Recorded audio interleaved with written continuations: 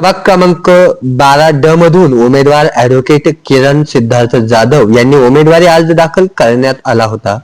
तसेच वंचित बहुजन आघाडीच्या वतीने हा अर्ज दाखल करण्यात आला आहे. ऍडव्होकेट किरण सिद्धार्थ जाधव यांनी बोलताना सांगितले की मी उभा आहे नागरिकांच्या विविध कामांच्या विकास कामांसाठी, असे ऍडव्होकेट किरण जाधव यांनी सांगितले.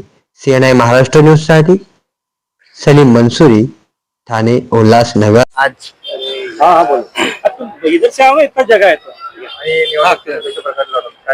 आज या ठिकाणी वंचित बहुजन आघाडीचे आमचे अध्यक्ष प्रकाश बाळासाहेब आंबेडकर यांनी आमच्यावरती विश्वास दाखवून आज त्यांच्या पक्षातून लढण्यासाठी पॅनल क्रमांक 12 मधून मी उमेदवारी अर्ज भरलेला आहे.